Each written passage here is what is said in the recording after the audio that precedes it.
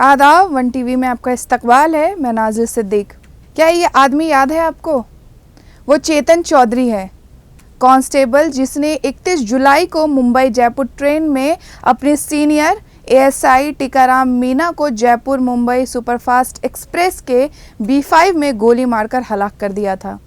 इसके बाद उसी कोच के एक और मुसाफिर कादिर भनपुरवाला को भी गोली मारी, जिसके बाद वो कोच B2 पर गया, जहां वो एक मुसाफिर सैयद सैफुद्दीन को गन पॉइंट पर पेंट्री कार में ले गया और उन्हें गोली मार दी। आखिर में उसने कोच S6 में एक मुसाफिर असगर अब्बास शेख को गोली मार दी और खून में लथपथ हुए विक्टिम के पास खड़ा होकर हेट स्पीच देना शुरू कर दिया। उन 4 मुसाफिर को इसलिए मार डाला क्योंकि वो सब बीजेपी की मुखालिफत करते थे। 4 मुसाफिरों में 3 मुसलमान थे और एक कबायली कांस्टेबल था जो उसके साथ सफ़र कर रहा था।